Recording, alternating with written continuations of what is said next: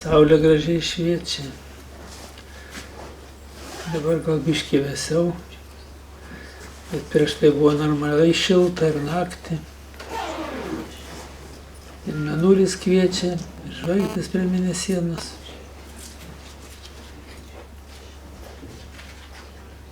Ir gamta vilioja, viskas vilioja.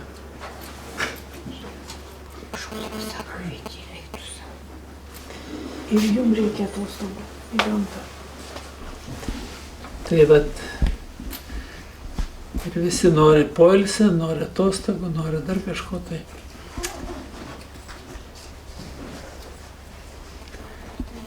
Ir kas ko ieško, tą ir turi.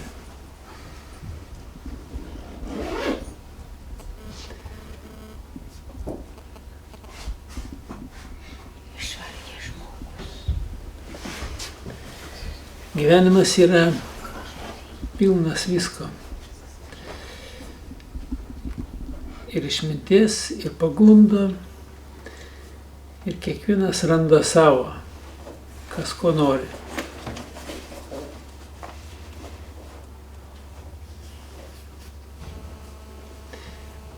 Ir pa žmogų, kada pakeli tokią nuotaiką yra, pakeli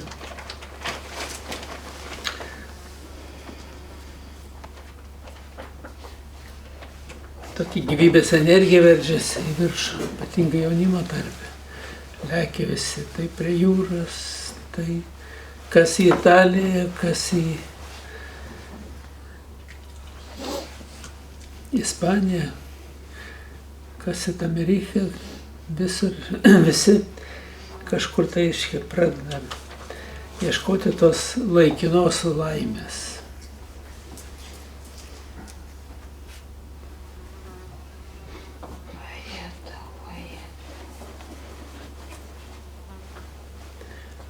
Tai, o kur laimė yra?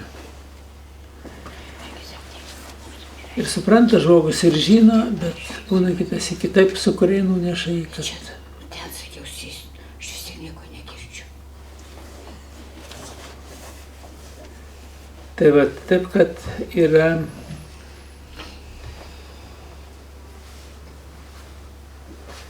pasaulis pilnas visko.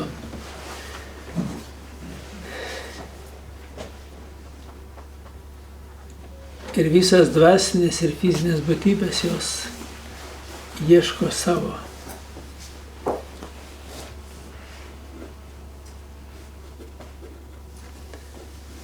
Kas lekia į užsienį, bet jeigu gerai pasižiūri, nulekia, atlekia, bet kad kažkas tai liktų ypatingo, tai praktiškai netgi ir nebūna tai.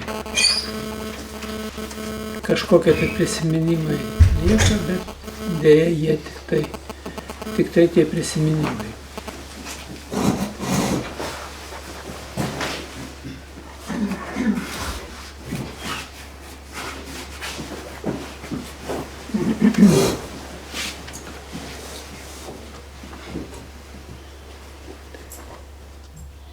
Tai yra periodas, vasaros periodas, tai yra periodas, kada galima daug ko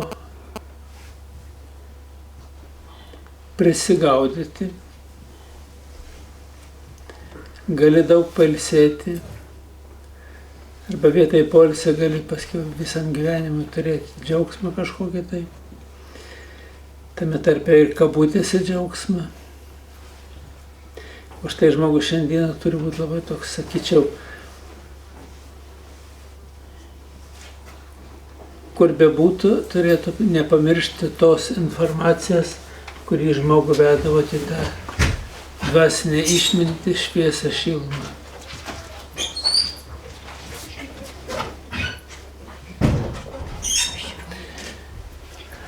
Nes pats gyvenimas yra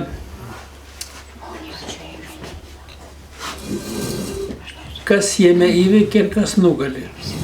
Jeigu nugali išmintis žmogus, turi vienas pasekmes.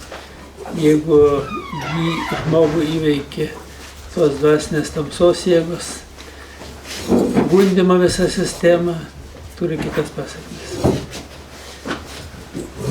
Ir žmogus vasaros periodu ypatingai turėtų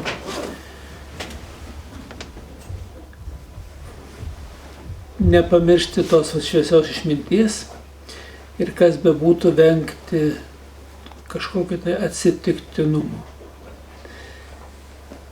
Ypatingai tų atsitiktinumų, kurie kartais visam gyvenimui pasilieka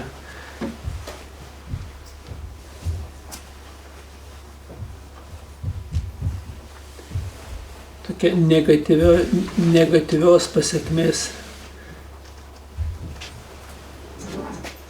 būsenai pats žmogus pasilieka ir jo likimas, ne tik jo, bet ir jo palikuonių. Yra periodas, kada galima pailsėti, atsipūsti nuo darbų eilinių, nuo viską ir galbūt yra galimybė pasigilinti į tą dvasinę lygmenį, pasigilinti į tą informaciją, kuri žmogų sugrąžina į tą normalią būseną, į normalias galimybės. Ir čia reikia, kadangi žmogus lekia, neturi laiko, tai kai jisai jau žino informaciją ir žino, ko reikėtų ieškoti, kur pasigilinti, tai praktiškai reikėtų šitą periodą ir panaudoti, vasaros periodą, ne tik poilsiui, bet ir atsistatymui. Savo dvasinės būsenos, nes nuo jos priklauso žmogaus ir fizinė būsena visa, sėkmė laimė priklauso.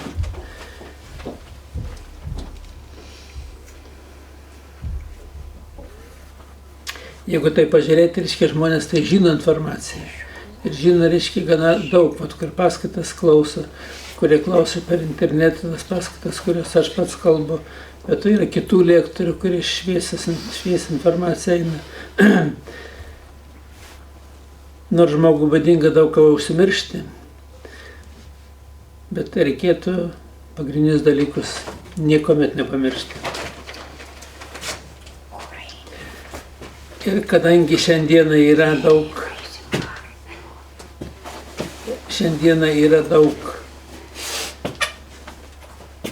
tų įvairių vadinamų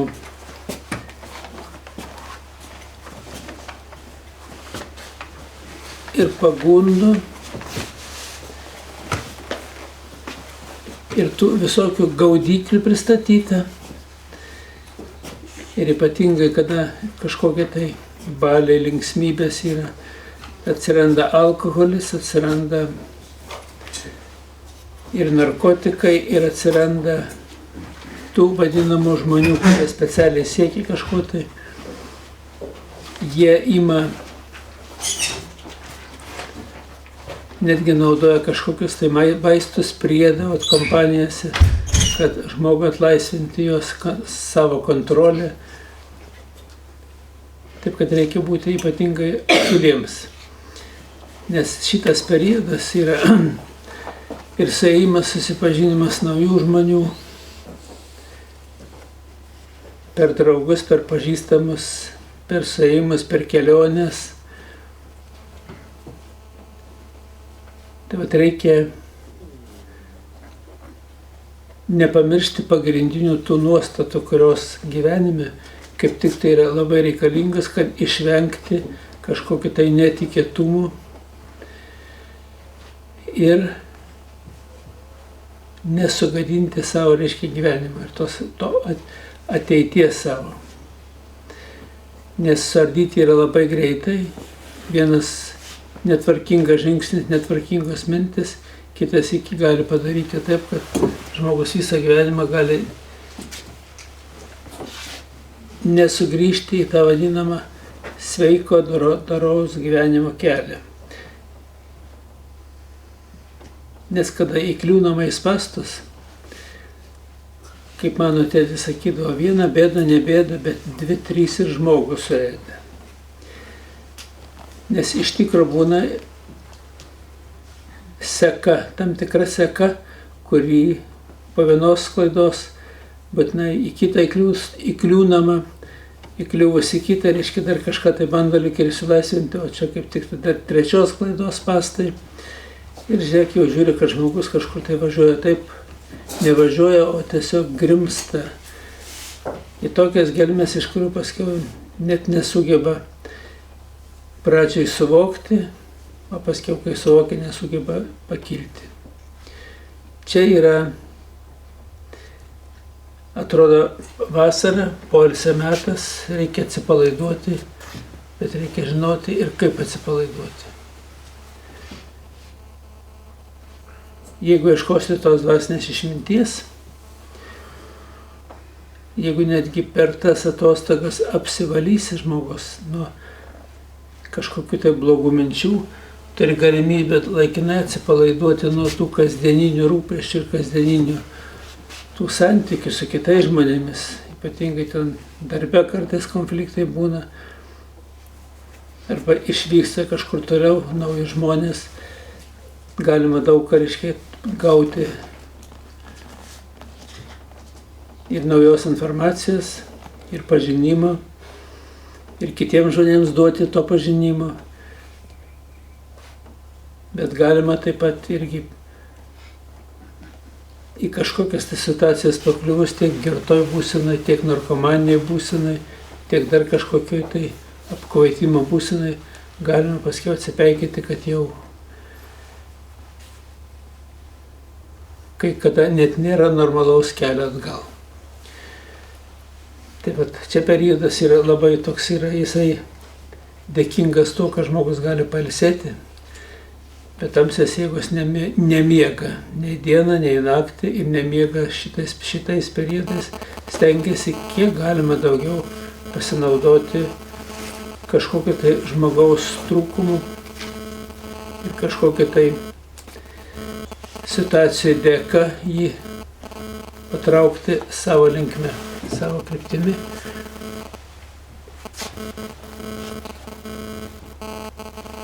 Jeigu pats žmogus, reiškia, jisai kitas įkai praranda akylumą ir lyg ir nieko ypatingo, atrodo nedarai, tai tamsis tos jėgos stengiasi jos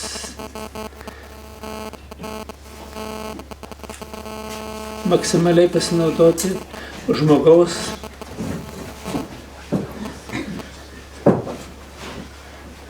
kažkokia tai užmarštimi. Netgi yra tokie atvejai, kada žmogui tiesiog atneša tokią užmarštį atitinkamų dalykų, tos informacijos ir žmogus jau lyg ir pamiršo, kad egzistuoja tokie dėsningumai. Ir prisimena tik tai tada, kai jau turi pasekmes. Tada galvoja, koks aš kvailas, kodėl aš tai padariau. Bet jau padarei, jau yra irgi. Mato, tamsios jėgos jos nemiega nei dieną, nei naktį, nei už baliaus stalo, kaip niekur, nei kavinėse, nei restoranuose, niekur, jos visur stengiasi, kaip tie komikai vaidina, kuo daugiau geriu, tuo jinai gražesnė. Rytą pabanda, nežino, kur dėtis. Atsisuka, suprato, su kuo jisai guli, tai apima kažkoks tai keistas jausmas, jis nori lyg ir bėgti, lyg ir pabėgti, bet jau kur tu labai pabėgsi, jau viskas padaryta, jau į spąstus įkliuvęs.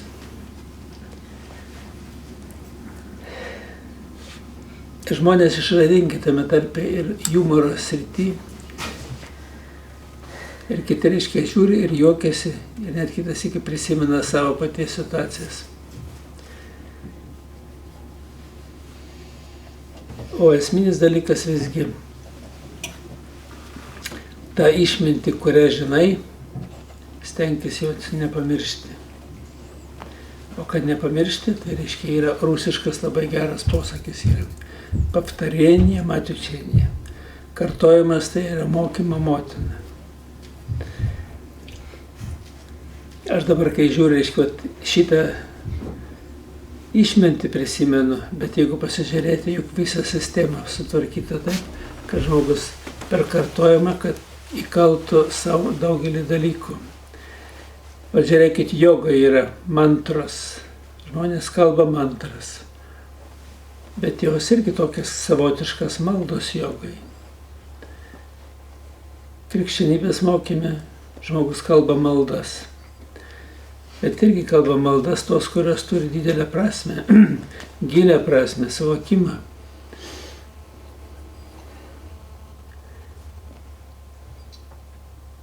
O dar geriau, kai žmogus ne tik kad maldas kalba, bet kada jisai supranta jų prasme, esmę ir moka tą prasme, esmę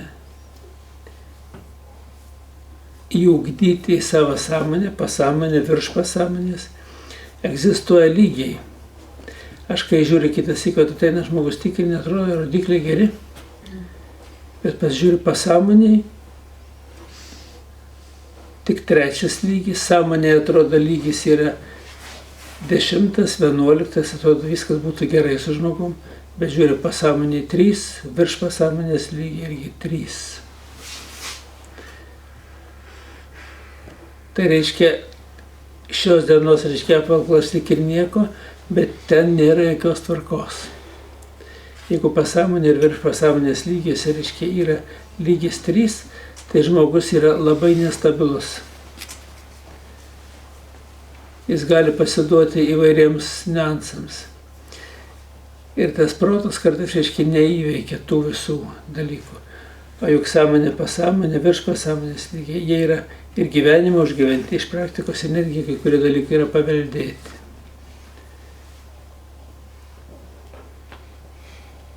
O paveldėjimą veikti ne taip paprastai yra. Vienu žodžiu, žmogui reikia dirbti daug, nuosekliai, ramiai, kūrybingai, išmintingai ir nedėti pastangas šviesėjimo kryptimi.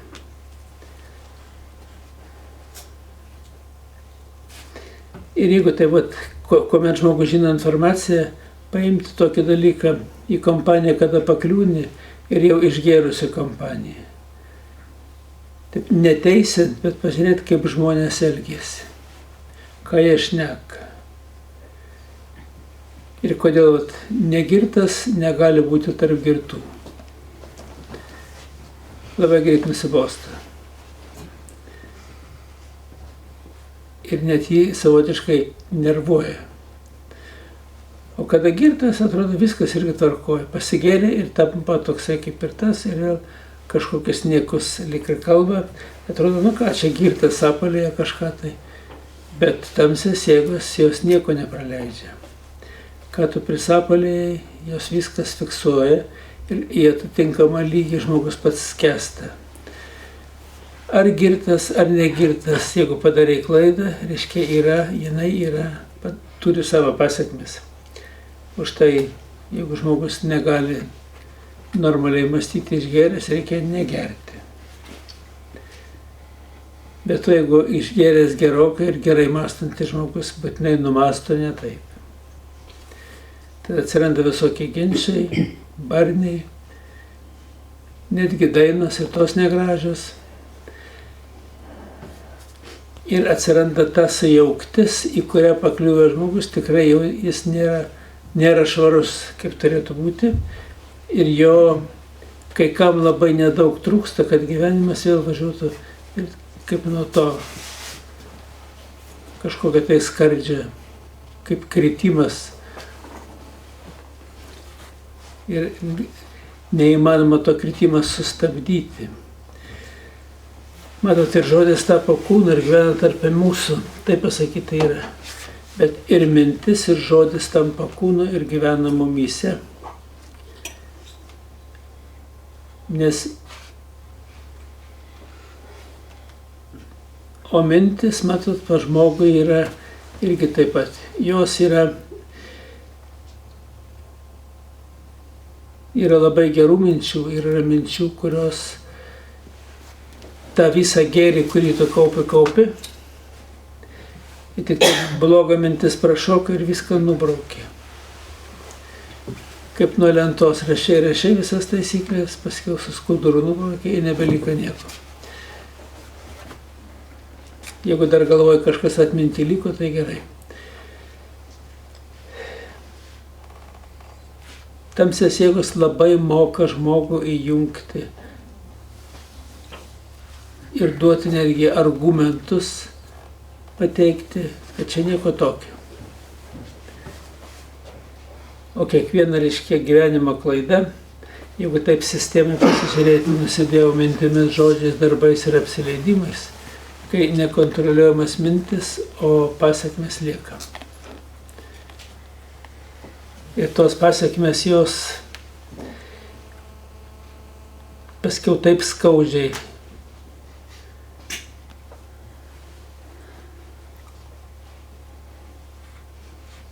suveikia, kad žmogus kitas iki galvoja, nu kodėl aš buvau tuo metu toks kvailas. Bet jau atsitinka ir pataisyti ne taip paprasta. Padaryti klaidą yra žymiai lengviau, o ją atstatyti harmoniją nėra paprasta. Ypatingai, jeigu harmonija... Pavyzdžiui, jeigu lytinis aktas, atsitiktinis lytinis aktas, kas atsitiko?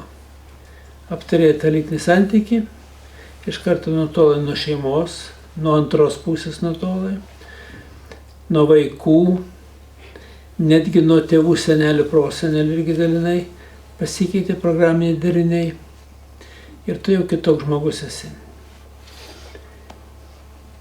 Ir svarbiausia, jeigu buvo kažkokios lygos, nesėkmės, nelaimės programiniai dariniai, jie užvaldo irgi. Ir žmogaus gyvenimas jau pradeda keistis nuo tos minutės, nuo to lytinio santykio. Atrodo, nieko nevyko, kas čia tokio. O praktiškai yra labai daug.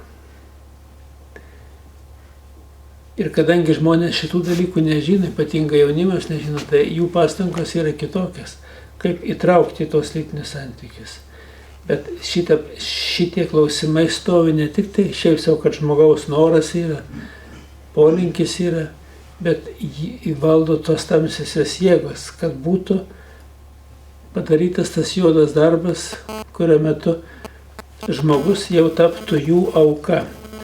Girtoj būsinai padarei, narkotiniai būsinai išgėręs padarei kažkokią klaidą, bet jinai lieka jiems netgi visam gyvenimui, kaip maitinimo šaltinis.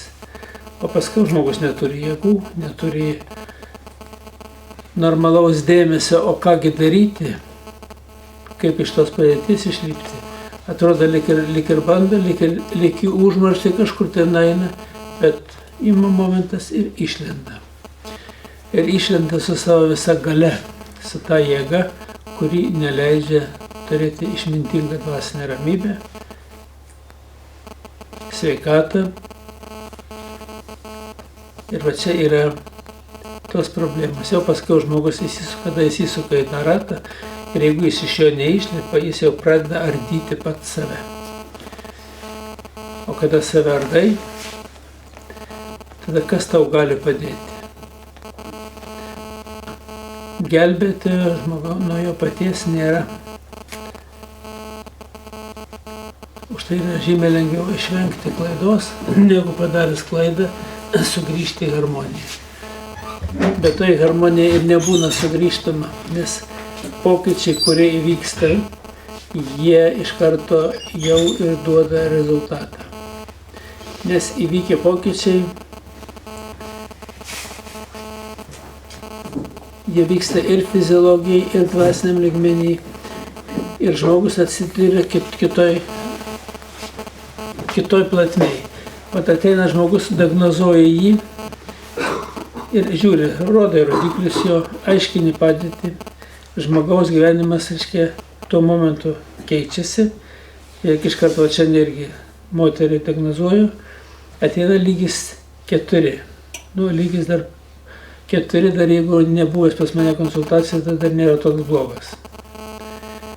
Bet yra žemas, jeigu 2,5 valkataujančio žmogaus, tai 4 irgi ties skardžio tą ribą. Kalbamės, reiškia, aiškinu, tiesas aiškinu, diagnozuoju, paaiškinu nieko nedarau, jokių korekcijų nedarau, lygis pakyla iki 10 lygį, 9,5. Pas moterį lygis pakyla lygis pas jos vyrą, kurio čia nėra, kuris namuose, net ne namuose, o pas tėvus firmai dirba.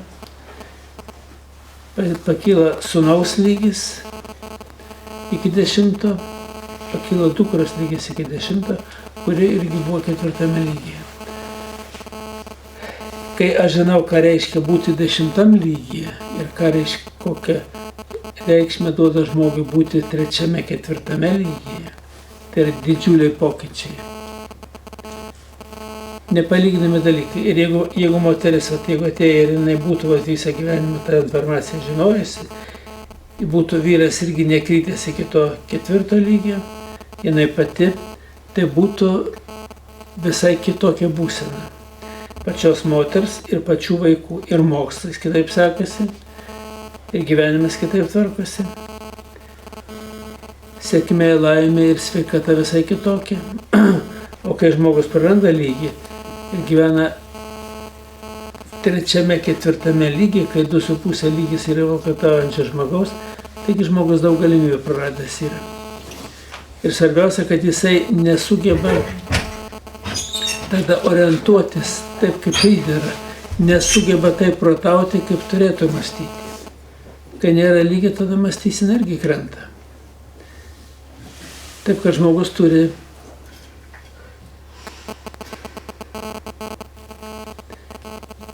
neprarasti tos ir budrumą, kaip šventam rašte parašyta, budėkime, nežinai, kada šeimininkas sugrįš. Bet matot, šeimininkai yra ne vienas. Arba iš dvasinės tamsos tas šeimininkas, kuris valdo. Ir pats kūrėjas yra šeimininkas. Bet jeigu žmogus pasiduoda tamsai, tolsta nuo kūrėjo. Ir kuo toliau nutolsta, tuo sunkiau yra sugrįžti ir tuo sunkiau yra suprasti, kad tu esi nutolęs.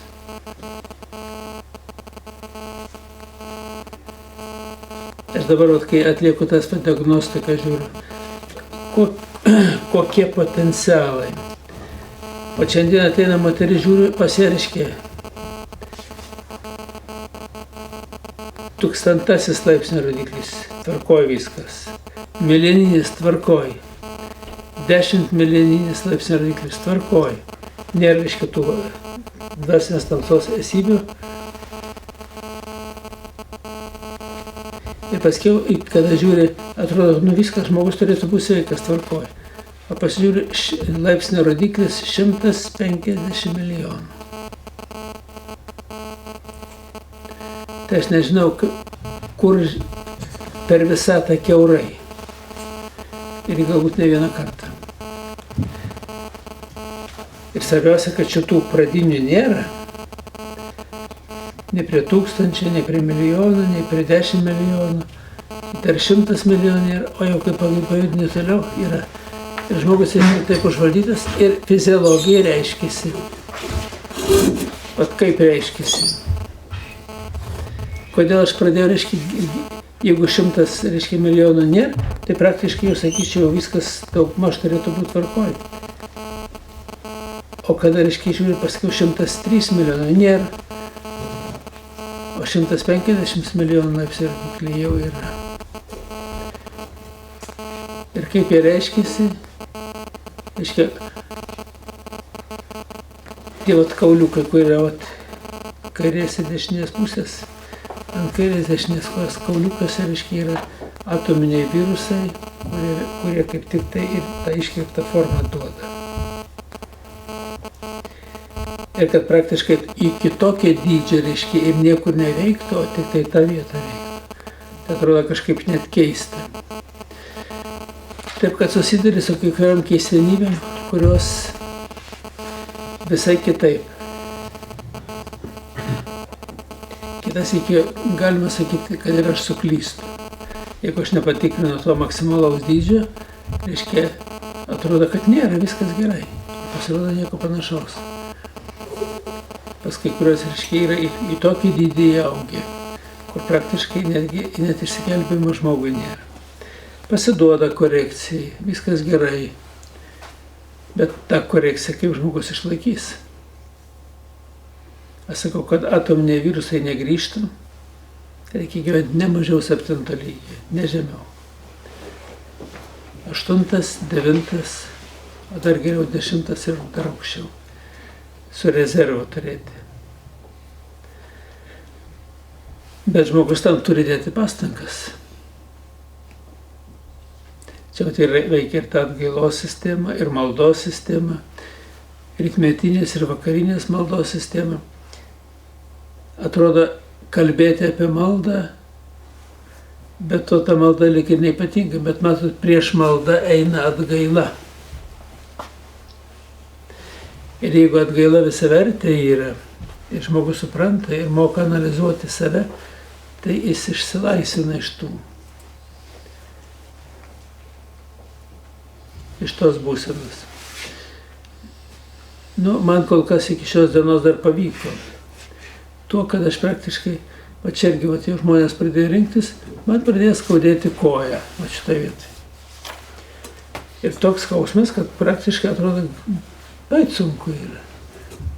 Ką sakau, jau šlubuoti reikės. Pasižiūrėjau tos rodiklius, rodikliai nusiima, viskas, dingo visi skausmai. Atsilaisvina tos jėgos, dinga. Nes kada žmonės, reiškia, žiūri ir tikrini patį žmogų, reiškia, yra, juk šitos esybės tenkisi, aha, tu mus palėtėjai, mes į tave įsibrausim. Vat kodėl pavojus yra ekstrasensams, tiems bioenergetikams susirgti, reiškia, to paciento liga. Ir reikia stebėti. Ir ties yra formos, yra universali forma. Kada bendrą formą, tu gali, reiškia, tiesiog patikrinti, pasižiūrėti. Ir yra konkreti forma.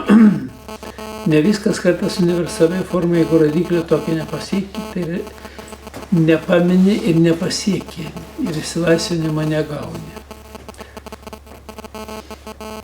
Dar vienas būdas yra, kada, reiškia, yra kažkoks tai skausmas jaučiasi. Reiškia, dėl to skausmo. Per tą signalą gali išeiti į tą vietą, kur atsirado tas pablogėjimas. Bet dažniausiai būna pablogėjimas ne todėl, kad ten, kur vietai, kur skauda. O pablogėjimas yra pačioj galvoj. Valdymo programose pablogėjimas. Atstatyti programas reikia. O atstatymui vėl reikia žinojimo, supratimo ir pastangų, aišku. Ir aš dabar, kai žiūriu į tuos dalykus, tiek informacijos žinodamas, ir tai reiškia yra kai kada, kur atakos prasimuša. Tada ką kalbėti apie žmogų, kuris nežino informacijos, nesupranta ir elgiasi taip, kaip tuo momentu, kaip jam pasirodė. Ir daugiausia tai turi reikšmės smerkimas, pyktis, neapykanta, nuoskaudos, nusivylimai, baimė, pavydas, gobšumas, kerštingumas. Tai yra neigiami emocijų srautai. Tai yra vienas būdas negyventi neigiamam emocijom. Iš viso geriausia jų neturėti. O žmogus sako, kaip aš ant jo nepyksiu, jis toks negeras. Tai sako, jeigu jis negeras, tegu pats ir kenčia. O kodėl turi kentėti aš?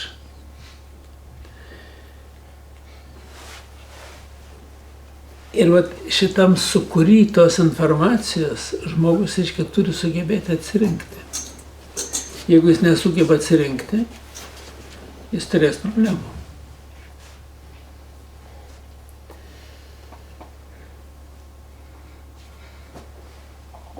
O atsirinkti, reiškia, yra. Iš dalies nėra taip paprasta. Pirmoji eilė žmonės, kur linkia, tai yra kaltinti kitą, kad pas mane padėtis tokia, už tai, kad vyras toks, už tai, kad žmona tokia, už tai, kad vaikai tokie, už tai, kad kaimynai tokie, už tai, kad šiandieną valdžia tokia. O kai kurie sako, už tai, kad Dievas šiandieną toks.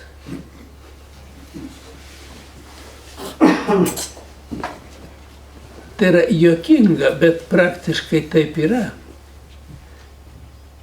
Ir pas kiekvienas žmogus mąsto pagal savo sugėdimo lygį. Tas, kuris protingesnis, jisai išmąsto visai kitaip. arba tas, kuris įklimpęs į tų demonų, virš demonų esybių sritį, jis neturi galimybės mąstyti,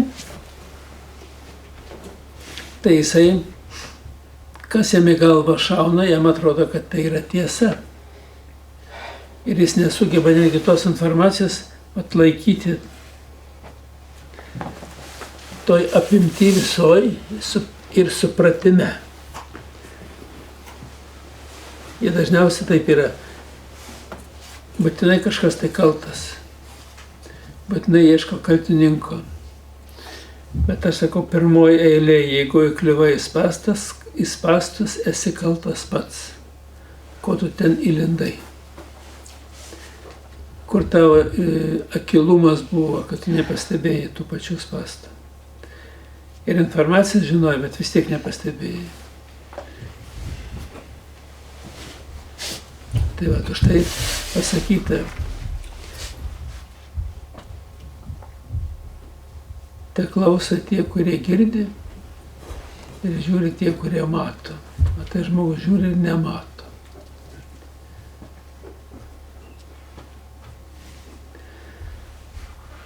Atrodo bendras tiesas, bet tos bendros tiesas kiekvienam žingsnė pasitaiko.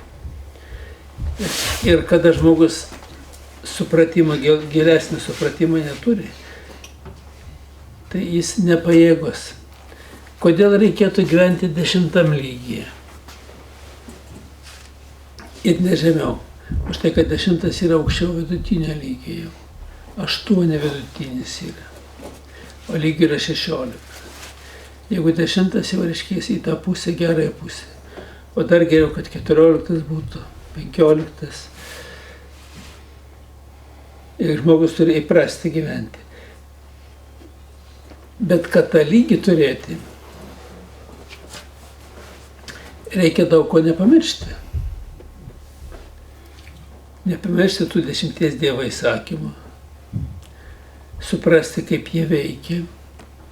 Ir kai supratimą turi, tai daug kas visai kitaip atrodo. O kai supratimo neturi, nu ir kas? Žmogus net nuo savęs kaip ir kažkokią tai atsakomybę nuima. Mano, kad jis nekaltas. Bet jeigu papuoliai į tą situaciją, tai pirmoje eilėse, o kodėl tu papuoliai į ją? Kodėl tu įkliuvai į tuos spąstus? Aš neturėjai apsaugos. O kodėl apsaugos neturėjai? Tai kad dvasinė šviesa per silpna yra. Juk kai žmogui veikia dvasinė šviesa, dvasinė tamsa, ir žmogus, kuomet nesugeba atskirti tos tamsos nuo šviesos, jam atrodo, kad tuo metu turėjo tik tai būti. Nėra lengva, turiu pasakyti. Tik kadangi aš turiu tą praktiką, tai man yra lengviau to, kad aš galiu greičiau atsipeikėti. O kad atakuoja ir mane, tai aš ne tik, kad nebejoju, aš reiškia ir jaučiu tą ataką. Ir visuomet atakuojamas, tik tai yra, kai dvasinė šviesos aukštesniam lygiai gyveni, tai nepriartėja su tą ataką taip. Arba, taip sakant, nepasiekia. Ir žinot, kur problema yra? Žmogus, kada neturi dvasinės šviesos stiprybės, jis yra prie jo galima prieiti. O kad dvasinė šviesa stipri, tai tos esybės, tos fufūnės, jos dega. Jos ir norėtų prieiti, bet karšta ir bėga atgal. O pažiūrėkit, kaip vakare lemputė dega, tylus vakaras, gražus, ir ten mašalų gausybė sukas aplink tą lemputę. Bet nei vienas mašalas ant lemputės netupė. Artėja prie jos, kaip tik pajunta tą karštę atgal. Tad ir žmogus turi turėti tą dvasinę stiprybę, tą dvasinę karštį, kuris neleidžia toms esybėms priartėti, arčiau leistinos ribos. Bet čia yra irgi pastovas darbas. Lygiai pastovas taip pat, kaip kažką tai dirbti, padaryti darbą iki galo, Tai žmogui, kadangi nenustoja atakuoti tos dvasinės esybės, reikalinga žmogui ir pastoviai nepamiršti, kad jos yra. Ir jeigu tik padarysi tokį negatyvį tą žingsnį mintimis, žodžiais, darbais arba apsileidimas, tai vis tiek tave bandysi traukti į tuos spąstus. Ir paskiau į tą kilpą įgrūdę maitintis tavo gyvybės įvais. Paskiau tu gyvybės įvas tokoja pačiam ir žmogus tampa, nėra jėgų kūrybai, darbo veiklai. Tampa toks, kuris atrodo kaip maitinimo šaltinis dvasinės tamsos jėgoms. Tai vat, o čia reiškia yra visa sistema. Ir tie ritualai vadinama, ir atgaila, ir malda, tai yra įgauti tą dvasinės šviesos stiprybę. Ir kai įgauni dvasinės šviesos stiprybę, tai tada tos esybės jos nebando prisiartinti.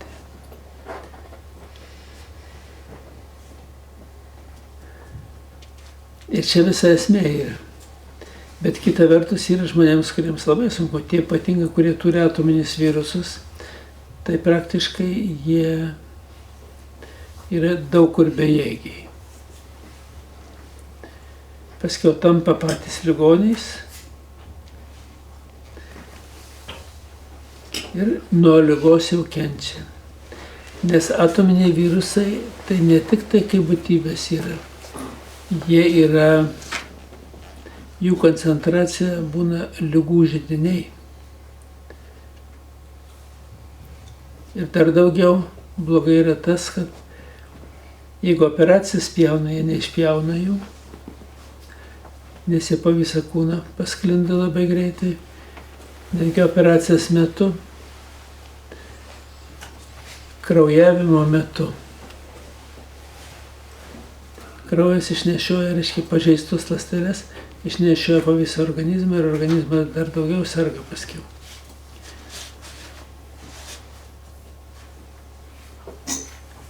Ir vienintelis būdas yra tyliai ramiai nuraminti, tai yra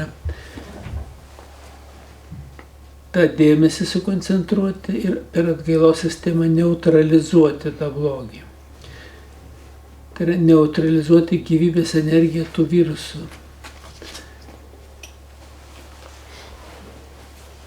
Tai ne tavo karalystė viešpatie tos virusus, tiesiog tavo valia. Bet įvardinant reikia ir suprasti, ir žinoti. Kitassyk, jeigu nežinai, kas ten yra, tai geriau nukreipti tą dėmesį minčių į tą vietą, kur skausmas yra, kur kažkoks tai aptirpimas yra, arba kažkokia tai nejautri vieta, kur atsiranda. Ir ne tik tai, kad į tą vietą nukreipti, bet antras dalykas yra iš galvos valdymą sistemą, kad pradėtų veikti, kad atstatyti harmoniją. Čia man buvo iš Klaipėdos. Atėjo vyras, aš viską atlikau, pas jį tų atominiai virusai galingi. Viskas pasitvarkė. Ir jis 3 dienas gyveno labai gerai. Ir paskiau kažkokios tai mintis užvaldė ir jis viską susigrąžino. Ir vėl nukrito į tą būseną. Skambina tai moteriai, sako, surastų tą morkūną. Man buvo gerai ir vėl blogai. Nuskambina moteris tą. Aš peržiūrėjau. Pasitvarkė ir moteris vėl skambino už kokių 5 minučių. Sakė, viskas tvarkoja, pas jį vėl viskas gerai. Kas tai yra? Žmogaus, reiškia, mintis nukreipta tą harmonijos kryptimi, atstato harmoniją. Čia atstumas netoks jau didelis, Klaipėda ten 300 km iš Vilniaus. Bet vyksmas vyksta. Bet atstumas būna ir daugiau, 3000 km irgi vyksta. Netgi žmogus gali būti mėnulį, vyksta. Žmogaus minčių koncentracija, kur nukreipta į tą vietą, jinai vyksta. Čia ta pirma pagalba, kurią gali suteikti žmogui kitam, kuris pakliūna kažkokią tai situaciją, viskas vyksta. Bet žmonės, kadangi nežino tų dėsningumą, tai kitas iki pakenkia. Bet to pradeda nervuoti, stresuoti ir negatyvią informaciją pasiunčia. Vietoj kažko tai gelbėjimo pasiunčia informaciją, kuri ardančiai veikia. Pergyvenimai, stresas, nuoskaudas, nusivylimai, baimė. Praktiškai čia nėra gelbėjimo galia, o yra ardomoji galia.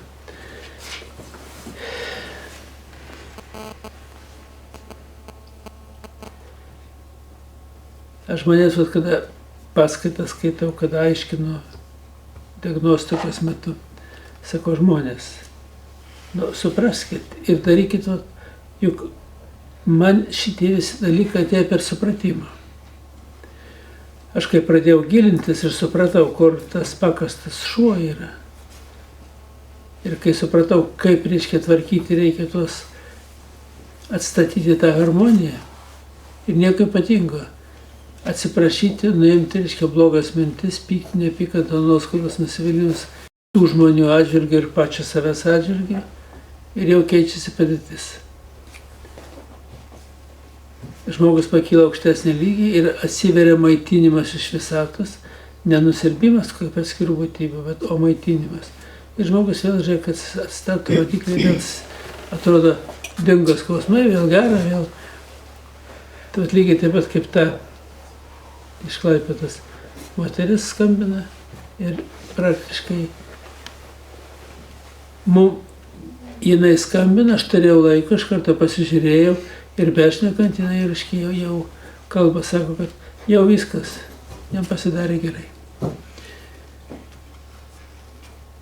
Bet juk čia nėra kažkoks tai kad kažkoks tai būtų stebuklas.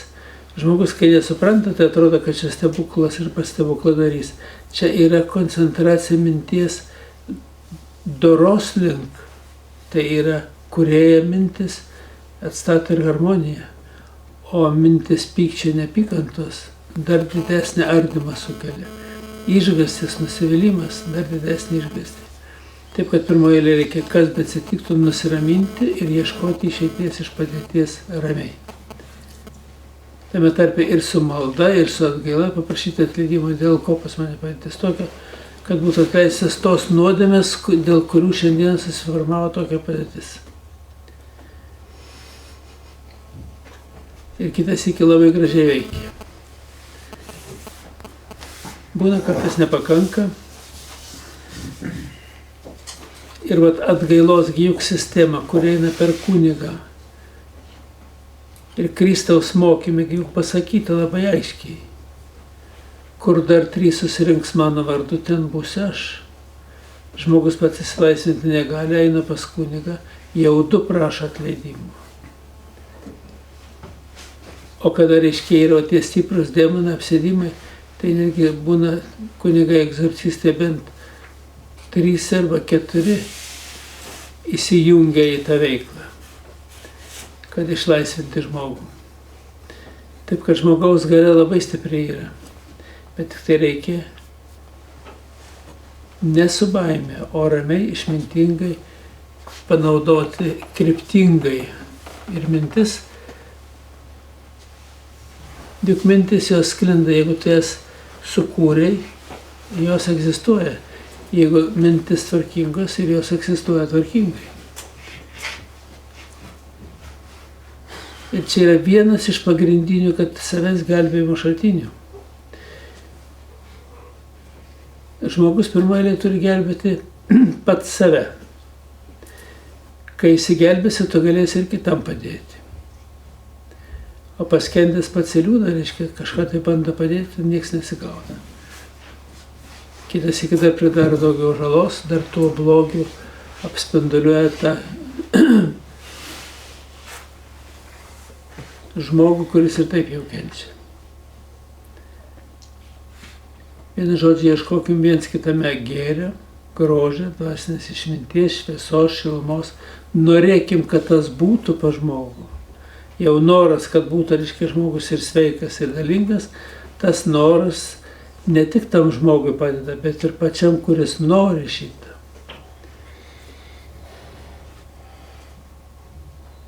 Pyktis, neapykanta ardo, o atleidimas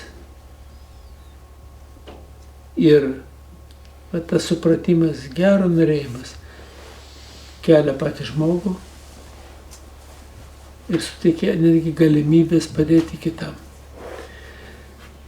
Taip, kad į gyvenimą žiūrėti reikia kitaip. Nesu pykčiu, neapykanta, o į gyvenimą reikėtų žiūrėti,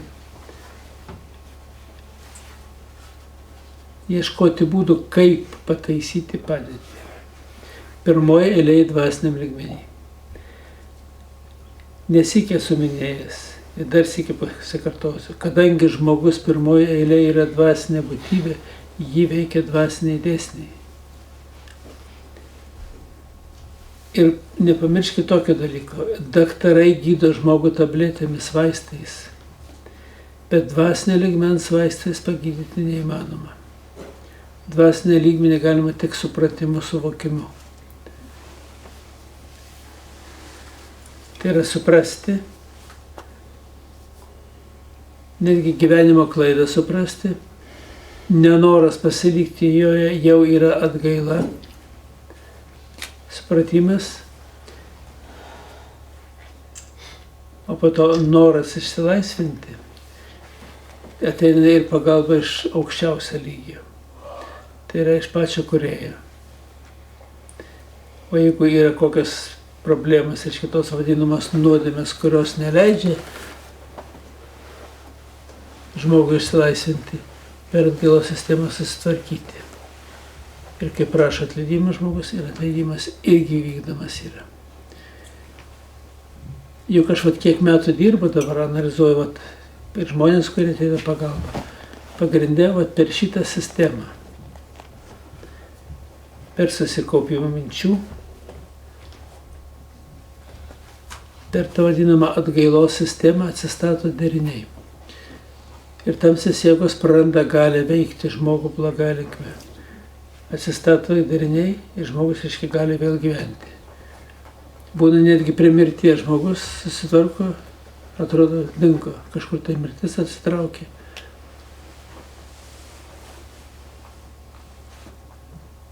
Tai pozityvus mąstymas.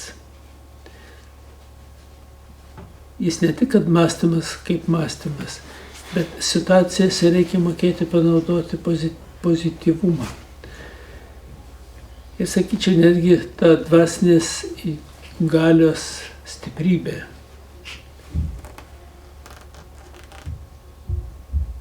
Ir jeigu tą stiprybę žmogus įjungia savo mintis, tvarkingai, išmintingai, keičiasi padėtis pas kitą žmogų.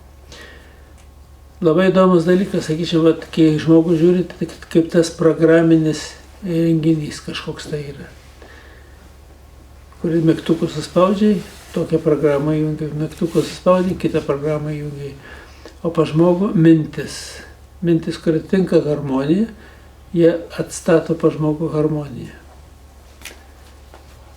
Tai yra nuostabios galimybės duota žmogui, bet tų galimybių žmogus jisai, kadangi nežino, nesuvokia ir net nepraktikuoja, jam atrodo, kad kaip pasakos.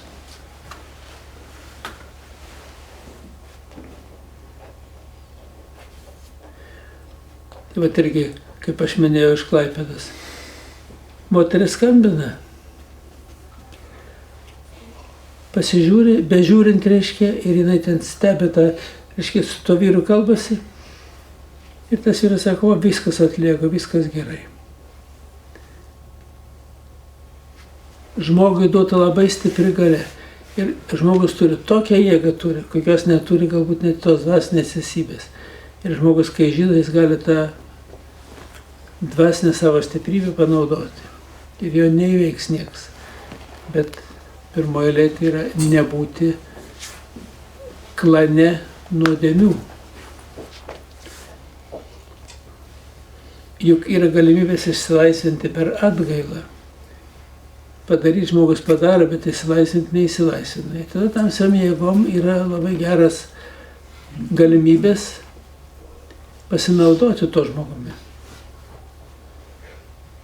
Nes jo gyvybės įvai būna užteršti ir jau tinkami jų naudojimui. Ir jie labai geri specialistai, kaip nusirpti tą gyvybės energiją nuo žmogaus savo naudai. Taip, kad žmogus yra pagrindinis maitintojas tos dvasinės tamsos pasaulio. Nes kitos tokios būtybės žemėje kaip žmogus nėra. Ir netgi tokio kiekio nėra. Jeigu imti skruzdėlynai, tai taip jų daug ten skruzdėlynė. Bičių avily irgi daug yra. Bet jie maži. Irgi turi ypatingą galią, bet jie visai kitokie. O žmogaus minties galia, proto galia, kuris gali harmoniją atstatyti. O žiūrėkit, pakelkit Bibliją. Aš iš pravoslavų to žiūrėjau, reiškia yra. Kaip sako, garės kažys dvinsia, garas dvinится. Reiškia, kalnas pasislinks. Duosiu komandą, kad jis pasislinktų, jis pasislinks. Atrodo nesąmonė, bet tai nėra nesąmonė. Ir tas dvasinis kalnas iš tikrųjų pasislenka. Taip, kad reikia turėti tas tvirtas žinias, neprarasti galios, tai yra nedaryti tų klaidų, kurios dėl kurių silpsta žmogaus dvasinė galia. Ir gyvenimas tampa kitoks. Ir akylai stebėti patį gyvenimą, suprasti. Tik tai yra kai kurie būtinos sąlygos. Niekuomet nieko neteisk ir nesmerk. Neteisk ir nebūsi teisiamas pasakyta. Bet čia labai griežta sąlyga yra. Ir atleisk mums mūsų kaltes, kaip ir mes atleidžiame savo kaltininkams. Jeigu neatleidai, žinok, nuo to kentėsi, dėl ko neatleidai. Kiti sako, kaip aš jam atleisiu, jis man tiek pinigų skolingas. Sakau, o kam tai jam skolinai? Nuprašė, sakė, kad atiduos. Nu taip.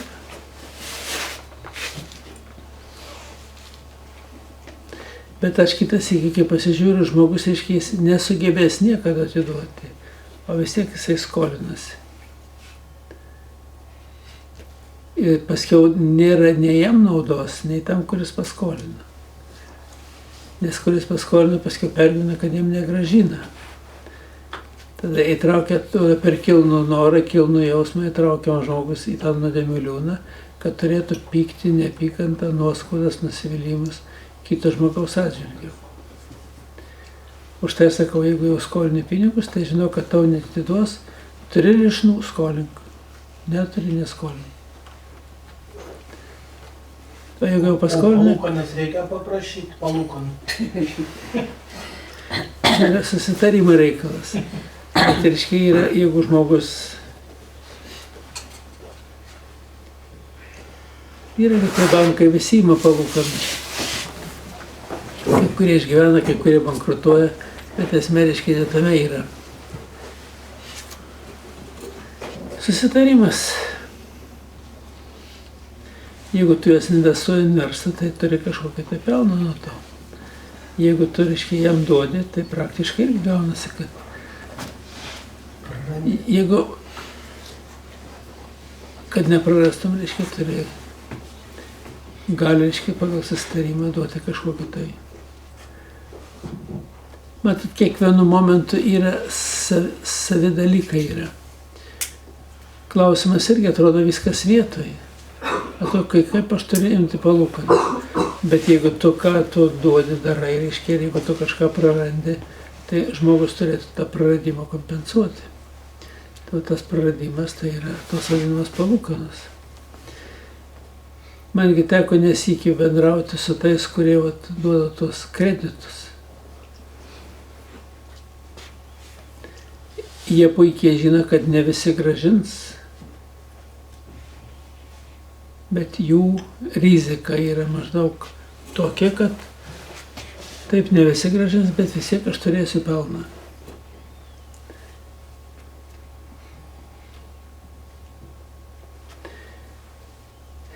Čia yra kas liečia finansinę dalį, pinigus. O moralumo prasme, ar moralu prašyti palūkanų?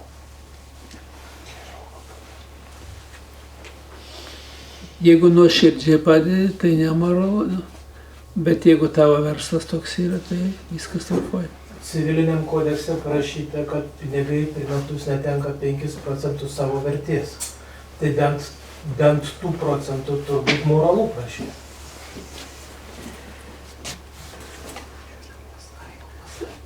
Jeigu tu prarandi dėl to, kad neinvestavai kažkur, tai yra, gali prašyti, sakyti, taip gali aš ten, galiu ten. Bet esmė, reiškia, tokia yra. Kaip ten bebūtų, jeigu tu paskolini ir paskiau pradedi, reiškia, labai pergyventi, stresuoti, tai tu prarandi sveikatos tiek, kurios ir ne už tos procentus nenusipirksi. Aš tai taip yra, sakau žmonėms, jeigu skolini, tai jeigu turi lišnų skolini. Jeigu neturi lišnų, neskolin. Ir pas mane taip, jeigu aš jau paskolinau, tai kitas iki galvoja, kad šitas jau žmogus mane negrąžins jį. Tai savotiškai paskolini, kaip padovanoji. O jeigu neturi, neskolini. Yra žmogus, kuris, reiškia, yra ir patikimi žmonės yra. Yra netgi patikimi, jie kada neturi ir negali grąžinti yra. Visokie yra. Ir visokie atveju būna. Dažniausiai žmonės būna sąžiningi. Stengiasi grąžinti, bet kad būna kitas jį, kad jis negali. Norėtų labai, bet negali. Tada reikia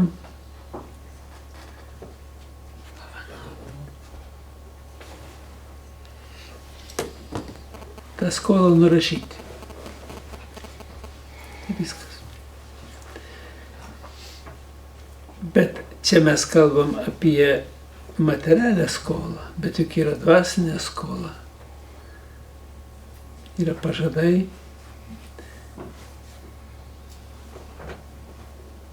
Vedybų metu mylėsiu iki tos vos ne iki grabo lentos, o nespėjau nuo altoriaus atsitraukti, jau kitas žvalgosi.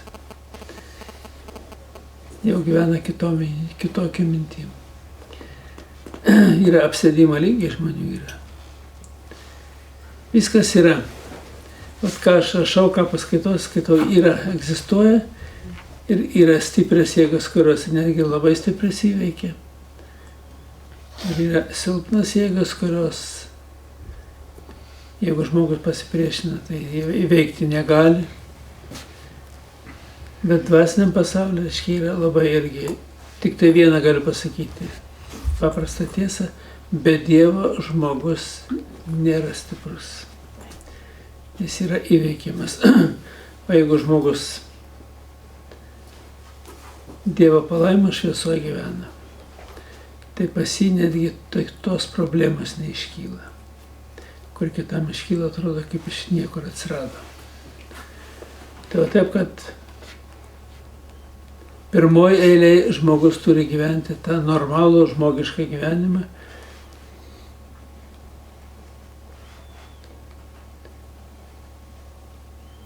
Ir vidinio sąžinės to balsu. Ir su meilė dėkingumu žiūrėti į pasaulį. Ir netgi kur reikia galbūt pabūti ir gelbėtoju.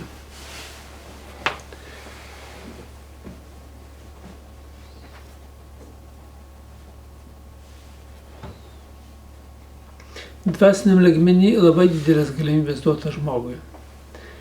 Bet kuomet jis yra dvasiniai šviesoj.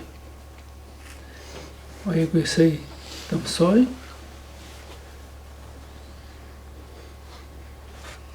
tai ateina laikas, kada ta tamsa pasidaro tokia tamsi, kad žmogus nebemato ir išeities iš padėties. O šiaip jau tai nėra padėčių be išeities. Jeigu negali grąžinti, nusilenki, paprašai atleidimą Jeigu galėsiu, grąžinsiu, o šiandien tikrai negaliu. Ir manęs nekeik ir pats į nuodėmių liūną neskesk. Nes žmogus, kada keikia kitą, jis pats skęsta. O tamsios jėgos jos, reiškia, visą kiekvieną momentą panaudoja savo naudai, kad iš žmogaus galėtų maitintis gyvybės taisyvais. Ir pas žmogų nėra brangesnio turto, kaip prarasti gyvybės energiją, gyvybės syvus. Tada jis labai daug ką praranda. Ir mąstyseną, ir suvokimą, ir sėkmę, ir verslai griūna, ir bankrotai užgriūna tokie, kurių, reiškia, net sunku įsivaizduoti.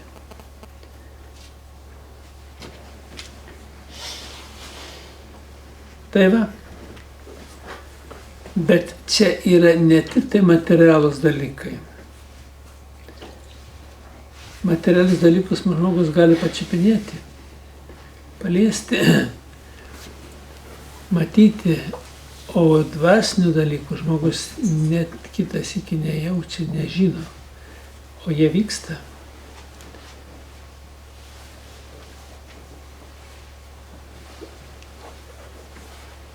Juk pati siela žmogaus yra dvasinė struktūra.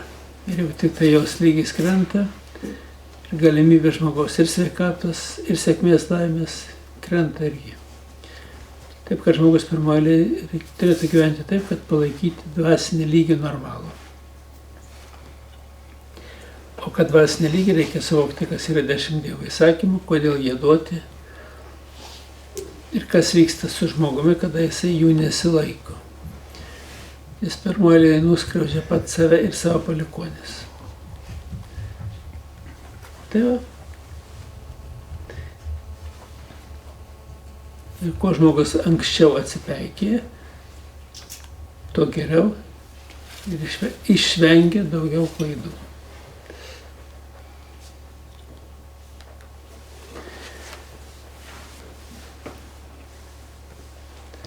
Taip, kad kaip Katinas Leopoldas peliukams sakydavo, davai gyvenkim draugiškai.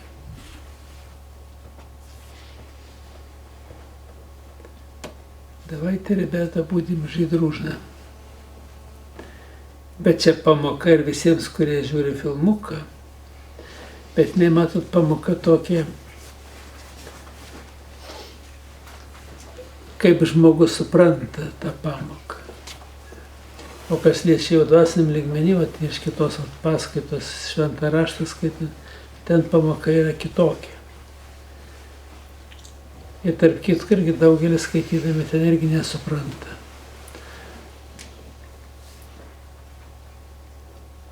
Reikia suvokti, kad egzistuoja bet kokia sistema ir prieš sistemą labai sunku pasipriešinti yra. Tik prieš sistemą gali turėti savo sistemą. Tada gali.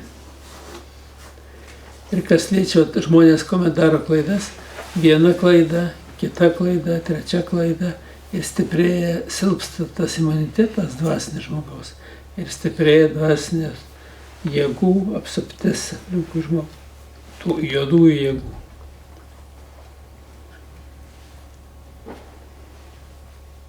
Ir žmogų pradžią netgi įtraukė. Atrodo, lyg ir nieko ypatingo, bet įtraukė. Kodėl sakoma? Viskas prasideda nuo adatos. Pavogė adatą, paskui žiūrėk toliau kažką tai, o paskui žiūrėk jau ir kumelę. Kaimyną kažkur tai nuvarė. Viskas prasideda nuo mažo ir blogis auga. O jeigu sustoji, jeigu yra atgailos sistema, jeigu laiku išsilaisvini ir patį vaiką išlaisvini, kad irgi moteris ateina sūnus kleptomanas. Aš atsimenu Vokietiją irgi. Viena sako, aš negaliu nevogti. Bet ateina į svečius, mobilus telefonas guli ant sofos, sako, jis bus mano kišeniai. O paskiau, kai aš išaiškinau šitą visą, reiškia, pasakmes, tai sako, norėjau, bet sakiau, nebepaėmiau. Ranka lyg, reiškia, jau tiesiasi pagal seną įprotį ir atgal.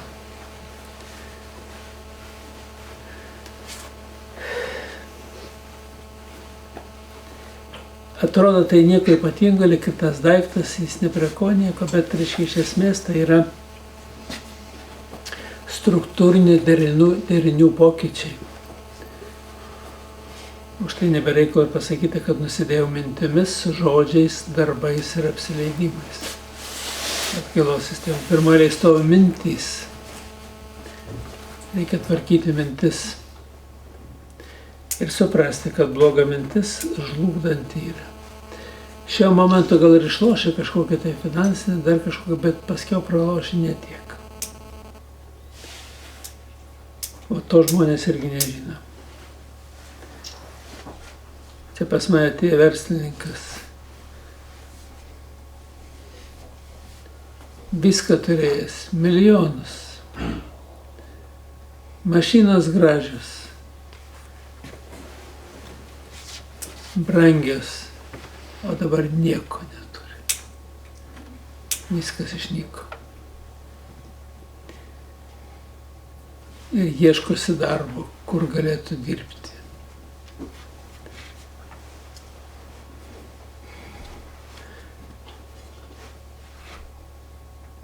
Maskvoje keli būtai, atrodo didelį, viskas gražu, reiškia yra. Bet daina iki tokio lygio, kad nieko nebeturi. Taip kad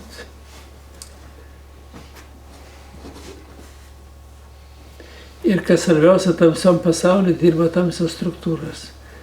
Jų pats tikslas yra kaip nuskandinti žmogų.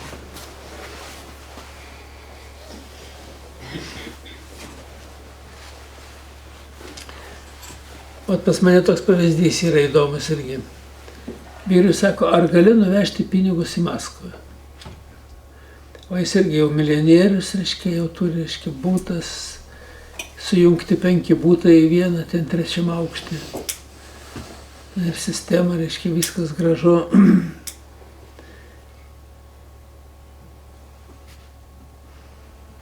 Nu, sako, galiu. Siunčia jį, reiškia, ir iš paskos siunčia draugus, kurie tos pinigus iš jo atima. Paskui jisai grįžta, apiplėšė mane. O sako, čia ne mūsų problema. Nemokėjai nuvežti, priėmėjai, nemokėjai, dabar atsiskaityk. Ir visus būtus iš jo, kaip sako, kaip karvelė žuvelį ištelėjo, nieko neliko. Tame pasaulyje, reiškia, netgi uždirbti tie pinigai, tokiu nedoros būdu, jie yra, turi savo tą statusą. Kaip atėjo greitai, taip ir dingsta greitai.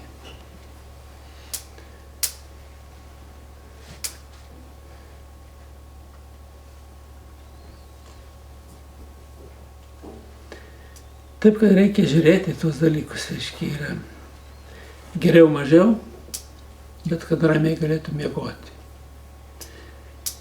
Nedaryk to, kas, reiškia, yra, netitinka 10 Dievo įsakymų išminčiai. Aš konkretizuoju, reiškia, tą dalyką, nes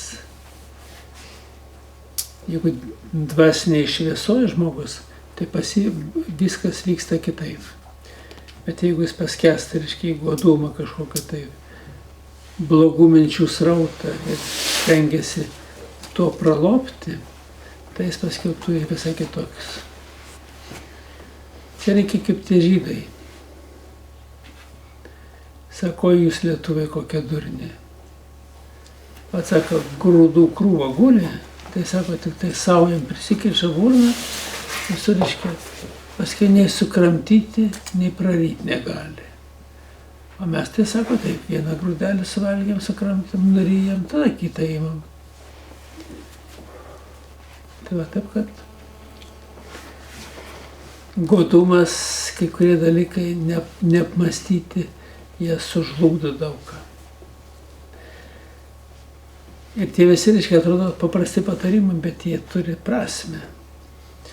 Bet pirmoji ir didžiausia prasme tai yra būti žmogui reikia kiek įmanoma sąžiningam ir geriau nukentėti, negu kad išlošti ir likti skolingu. Tai vat. Bet čia ne tik tai tas piniginis, čia ir dvasinis lygiai taip pat turtas yra. Irgi tas pats matas yra. Pyktis, nepykantų, nuoskaudos, nusivylimai, ardančioji jėga. Ir jinai ardanti jėga yra labai įdomiai veikia. Veikia, reiškia, patį žmogų, bet veikia jo vaikus. Anūkus veikia. Paskiau, reiškia, žmogus, bet kodėl tą daroma, tas daroma yra, ogi kad įjungti, reiškia, tėvus, senelius, prosenelius ir kitus žmonės, reiškia, yra įjungti į bendrą maitinimo, dvasinės tamsos maitinimo šaltinio tą katilą. Nes tamsios jėgos joms reikalinga gyventi. Tai jos ir daro viską, kad nes maitinimo šaltinio tokio kaip žmogus visą tai daugiau nėra. Jo gyvybės įvai labai yra stiprus. Atrodo, kad dramblys stipresnis, bet dvasiškai dramblys palyginti tik tai tiek, kaip dramblys yra, turi savo kai kurias privalumus, bet toli gražu ne minties galios dėka. O žmogus minties galios dėka planus kūrė. Ir jeigu teisingas mintis jisai pasiekia tų vadinamų rezultatų,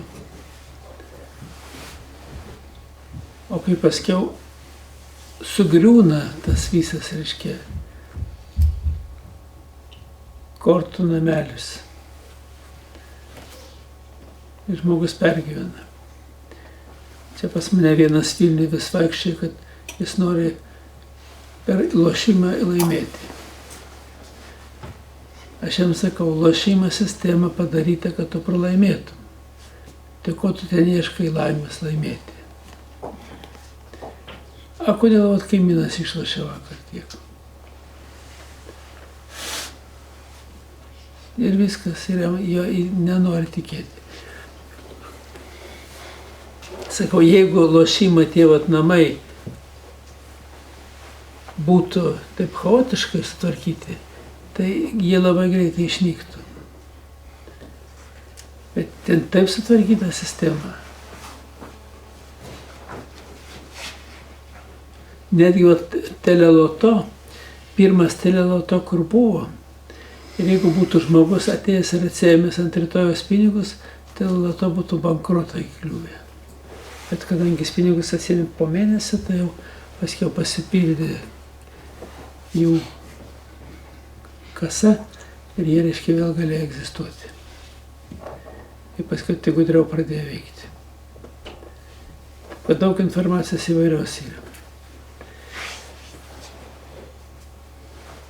Bet šitas dalykas, matot, yra žmonės pinigus, tai supranta. Bet juk yra dvasinis turtas. Pačiau žmogui yra sudėtingiau. Tai lošimas, tai yra godumas ar... Viskas. Pakomentuokit. Ir godumas, ir apiplėšimas nesąžiningas. Žmogus netgi žino, kad... Iš to perkančio pusės pažiūrim. Tas, kuris eina perka bilietą, tai ar jis godus ar kvailas? Nu, gal nei godas, nei kvailas. Jis tikisi sėkmės. Ir visi tie, kurie tikisi sėkmės, reiškia, jie suneša pinigus, kad kažkuriam tai kažkoks tai tarpinys ir nukrenta. Pagal statistiką Lietuvoje virš 60 milijonų žmonės išleidžia loterijai per metus. Lietuviai tiek.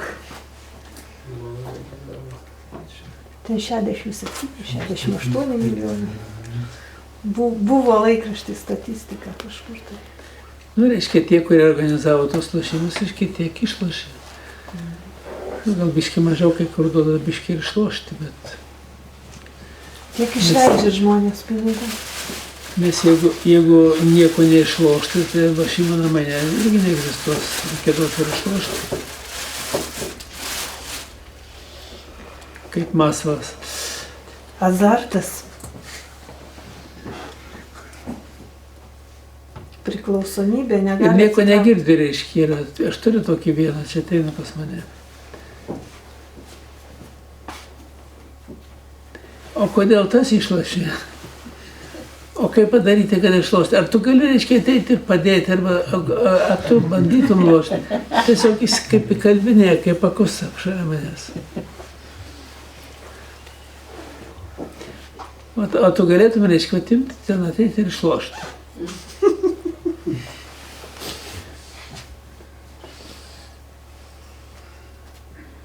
Gal lošimą jo lygį negalit pakelt. Aš jam sakau, čia yra... Čia yra, reiškia, ta tikimybė teorija, bet jinai tai padaryta, sutvarkyta, kad pagrindinė masė pinigų, reiškia, nusėstų pas tą, kuris organizuoja. Ir visa sistema sutvarkyta gražiai. Aš kažkada skaičiau ten tokį irgi, kažkokią tai novelę, kokią ten, reiškia, vienas irgi ėjo lošti. Ir jis, reiškia, tai pastebėjo, kad stalas biški pakrypęs ir jis visuomet būdavo, ima pastato ir išlošia. Ir jis sako, aš žinau sistemą.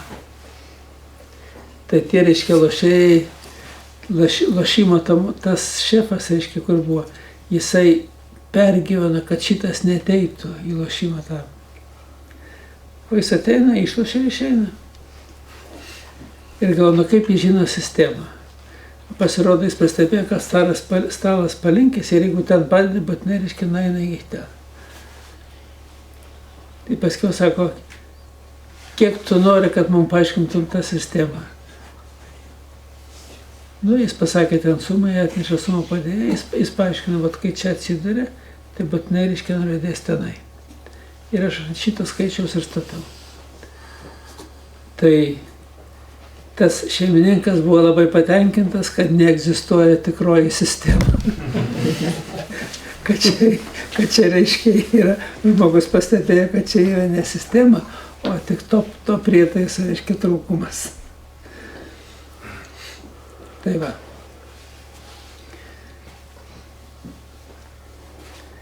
Taip, kad daugiausiai išloši, jau kūrybingai mąstysi, kūrybingai dirbsi, tvarkingai, kada tavo sąžinė asmeninė bus rami, tada, reiškia, didžiausias išlošimas yra. O jeigu tu nepinėt, juk pažiūrėkit, yra netgi teleloto išlošio istorija, tai aš atsimenu vieną. Ta teleloto išlošė, reiškia, nusipirko mašiną, naują, sudaužė, antrą nusipirko, sudaužė, po to, reiškia, žmona jau kapuose ir nieko neliko iš šeimos, visa šeima. Vat ką, reiškia, išlošti milijoną. Ir aš tada atsimenu, kaip buvo, reiškia, tos per žinias kalbėjo. Ir tada sako, matai, ne kiekvienas išlošęs laimi, o daugelis netgi pralaimi. Išlošė milijoną, reiškia, jam šitą žmoną jau nebetinka, jis jau ieško jaunos kitos, kaip tas amerikonas. Sako, kaip tu gyveni? Nu, sako, aš apsivedžiau. O kas jinai tokia? Kiek jai metų? Nu, kaip sako, 18. Tai palauk, po 10 metų to bus 78, o jie bus tik tai 28. Tai ką tu darysi? O, sako, išsiskirsi, vėl panaps 18 metį.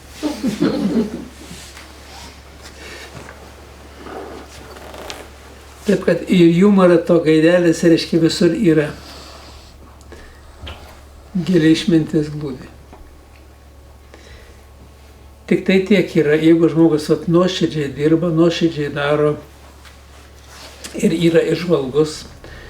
Ir nėra, matot, yra karminiai kai kurie dalykai, tai yra tėvų, senelių, prosenelių kai kurios grandys, kurios suardytos yra. Ir aš dabar daugelio žmonių, kur negaliu, aš taip pat žiūriu, atrodo viskas gerai, bet nepadeda jam tą korekciją. Tai kai pasižiūrė iškiai gilyn, tai tėvų, senelių, prosenelių ištakose yra kai kurie dalykai, kurie neleidžia žmogui irgi normaliai gyventi. Nes šventam rašte parašyta, kad bausiu iki 7 kartos. Tai yra 7 kartos kentės. Ir jeigu net laisvinta yra, tai 7 kartos gali, reiškia, turėti tą problemą. Taip kad egzistuoja sistema ir tos dvasinės tamsos sistema, nes jie sugeba, kad atsikartotų. Net aš kai žiūriu, žmonių prigimtis yra, vaikas išėsi vaikystė, paauglys auga ir žiūriu, kokie atsikartojimai buvo tėvų ir kaip atrodo vaikų, anūkų. Dažnai anūkų į senelį atsigimsta į senelį, į močiutę. Ir su tom pačiom problemom, kurios buvo turėjo senelis, kurį turėjo močiutė. Ir tie atsigimai labai yra, jeigu programiniai dariniai suardyti, tai jie, reiškia, ir vystymasi tokį kreivą duoda. Už tai, juk nebereikalo sutvarkyta sistema. Žiūrėkit, prieš vedybas, reiškia, yra atgaila, po to santuokos sakramentas, o jau po to, reiškia, tos vestuvės ir lova. Kodėl tai padaryta? Kad išsilaisvinti iš to, netgi tame tarpe, iš praeities klaidų, tėvų, senelių, prosenelių klaidų. Nes žmogus, kada, reiškia, per atgailos sistemą susitvarko, tai pas jį visai kitaip gali formuoti savo šeimą. O jeigu, reiškia, nesutvarkyta, tai praktiškai turi pasekmes. O lytinis aktas, neatlikus to ritualo, tai visas užterštas chromosomas iš tų tėvų, senelių, prosenelių, viskas ateina ir į mus pačius. Ir labai ritualas, reiškia, vedybinis ritualas per santuokos sakramentą, o prieš tai atlikus, reiškia, visą tą atgailos sakramentą, yra labai stiprus. Ir jeigu žmogus nori normalaus gyvenimo, jis turi pats įsilaisvinti ir netgi paprašyti atleidimą tėvams, seneliams, proseneliams, kurie kažką tai yra palikę gyvenime tokį, reiškia, negero, kad būtų atleistas nuodėmės ir kad tas blogis išnyktų. Ir kad netgi kai korekcijas atlieka, aš kitas iki žiūri į tas grandis, ir ten, reiškia, yra pasekmes. Dar pakartosiu tą vieną pavyzdį, paprastą pavyzdį. Moteris ateina į 79 metai. Sūnus gyvena Amerikoje su šeima, dukra Anglijoje su šeima. Aš ją pradedu, reiškia, diagnozuoti, paaiškinu jos problemas, kur, reiškia, yra jos klaidas jaunystės, tame tarpe nužudyti vaikai iščiasi ir taip toliau, reiškia, grandis visas. Keičiasi rodikliai pas ją, keičiasi rodikliai pas sūnų Amerikoje, pas anūką Amerikoje, keičiasi rodikliai pas dukrą Anglijoje ir pas tuos anūkus, kurie, reiškia, gyvena Anglijoje, dukros vaikus. Ir kada šitą matai dėsningumą, tą visą ryšį, tai visai kitaip mastai. Ir tada galvoju, kokią reikšmę žmogui duoda tas santuokos sakramentas, kam jis reikalingas. Vienas dalykas palaiminimas šeimai, bet jeigu prieš santuokos sakramentą atliktas ritualas pilnas atgailos sakramentas, įsilaisvinti, reiškia, iš tų nuodėmių, tai žmonės ateina jau švaresni į gyvenimą. Ir vaikai pradėti aukštesnėme lygyje, ir gimdyti aukštesnėme lygyje, bet žmonės, matot, jie apsiveda, vaikų dar nenori, arba sunaikina tabletėmis, tomis kontraceptinėmis ir viskas, jau jų gyvenime nebus normalaus ir vaikų normalių neturės. Vaikai būtinai bus, jeigu dar ir bus su pozityvumu kažkokia tai, bet jie nebus sėkmingi. Tai kada pasaulis galutinai išsigims? Visas pasaulis naudoja kontracepciją. Jeigu, reiškia, šitai bus ir neatsipeikės, neatsiras, reiškia, iš tikro, kad priims tą informaciją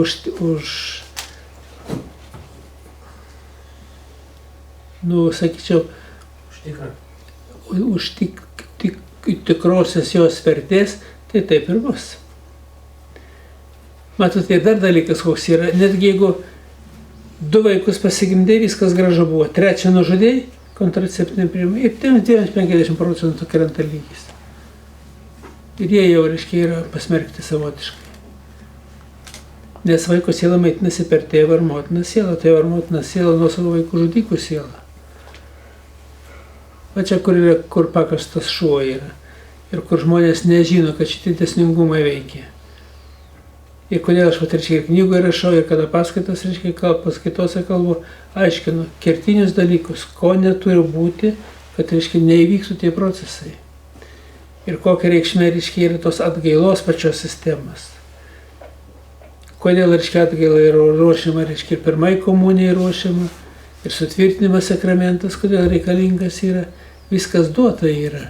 Tik žmogus kažkodėl tai mano, kad jis protingesnis už Dievą ir už tą sistemą, kur Dievas pats sukūrė. O reikia, tas, kas duota išmintis, ją reikia panaudoti savo gyvenime. Ir tada jie lydi ir sėkmė ir laimė žmogų.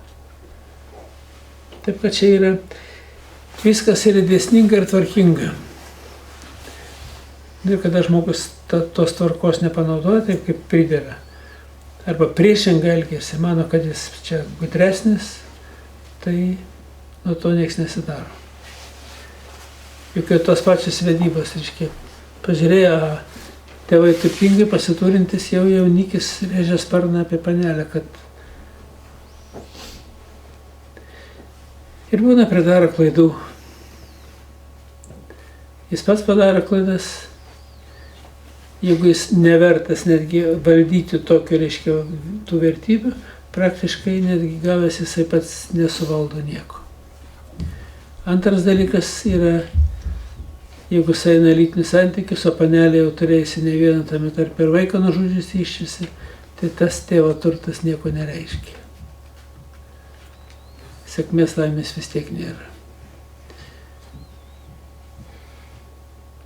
Taip, kad reikia kol neįsilaisvini iš to pinklio, o įsilaisvinimas geriausias dalykas tai yra atgaila sakramentas.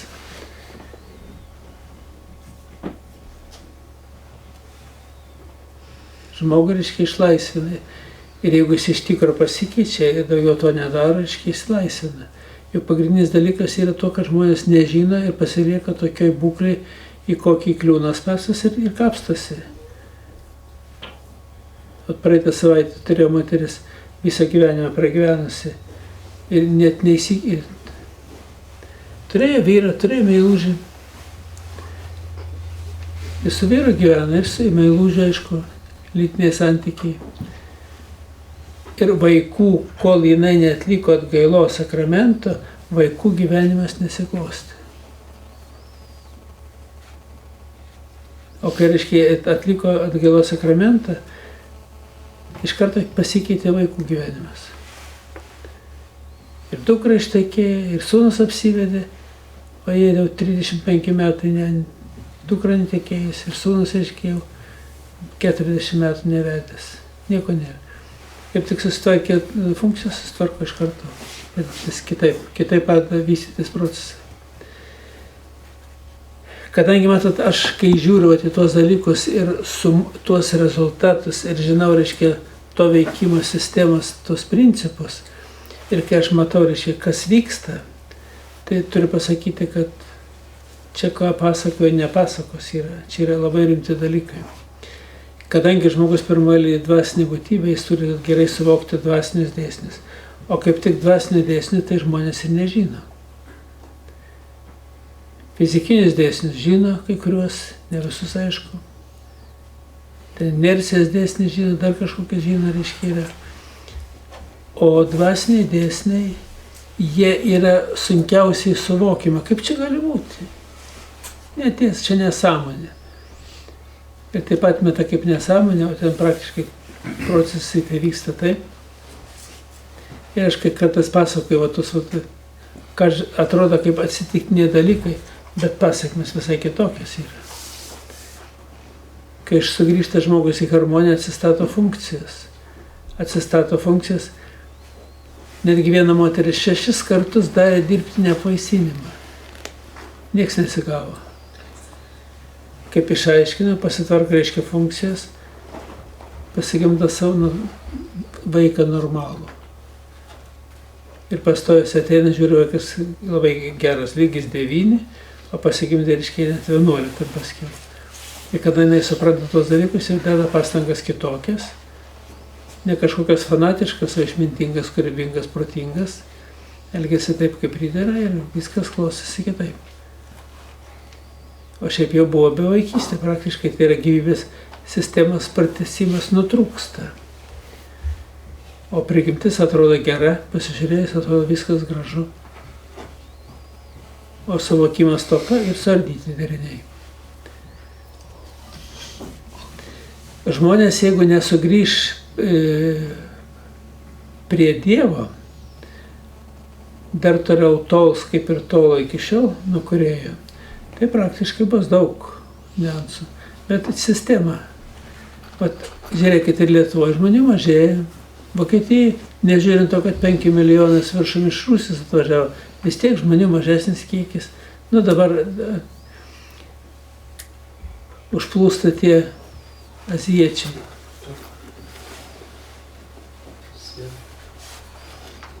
Ir praktiškai ir tie ne kažką tai papildys.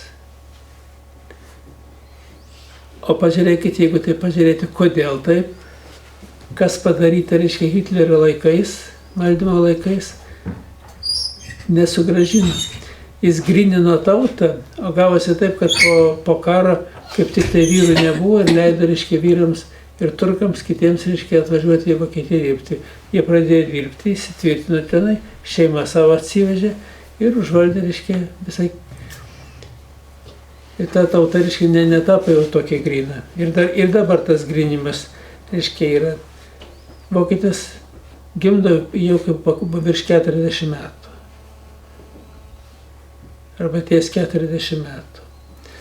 Ir mano, kad tai yra teisingai. O tai yra jau visai kitokie vaikai gimsta. Nes vaikai, normalus žmogus, reiškia, gimsta, kad tai yra meilė, kad tai yra abipusė meilė vyro ir žmogaus, o šitas jausmas yra jaunystėje duotas. Ir pergyvenęs nesėkmingos meilės stresą žmogus antras įsimylėti negali ir vaikai už žemesnį lygį pradedami. Galiu paklausti, tai iki kada ta jaunystė tęsiasi? Iki kelių metų? Skirtingai. Samarina ginekologė Kušerė tvirtina, kad mergina subrendusi yra moteris subrendusi gimdymui ir gyvenimui 25-6 metų. Ir kad lytinį gyvenimą anksčiau nereikėtų pradėti. Čia yra mokslininko, reiškia, žmogaus išvados tokios. Kodėl taip yra, nes nesusiformavęs organizmas yra kaip reikia. Pilnai susiformuoja organizmas, reiškia, gyvybės sistemos pratęsimui kažkur apie 25-26 metus. Ir paskui gal biškai greičiau, bet kažkur apie tokį periodą. O dabar, reiškia, pastojimai vyksta 18 metų, 17, 16, 12. Ir tokių yra atvejų. Taip, kad yra daug kur nukrypimai, kurie netvarkingi yra. Ir esminis dalykas tame, kad jeigu nesubrendęs organizmas, tai jisai negali duoti visaverčio produkto. Rytų civilizacijos toleruoja vedybas 12-14 metų. Taip. Bet ten ir brendimas greitesnis yra. Gal daugiau saulės negu šiaurėje, mažiau sniego, arba iš vis jo nėra.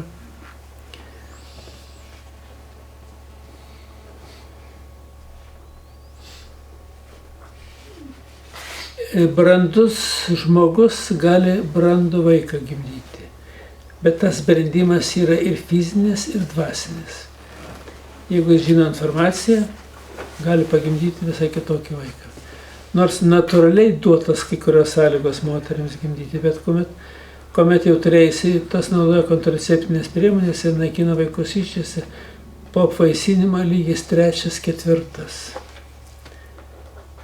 Nors pati gimusi 10 lygiai moteris. Ir kai naudoja tas kontraceptinės priemonės, kai nužudžiusi ne vieną vaiką savo iščiose, jau reiškia nėra. Bet svarbiausia, jeigu vyras aptarė lytinį santykį su tokia moterimi, jis toks pats tampa. Jungtis įvyksta. Už tai čia yra taip surišti dalykai yra tvirtai.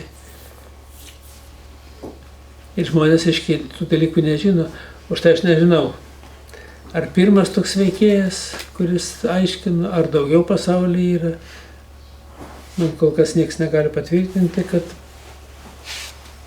analogiška informacija kažkur tai tiek Vokietijai, tiek Olandijai, kaip reiškia, kad kas nors būtų skaitęs, tik ir nepatvirtina. Bet aš nebejoju, kad yra.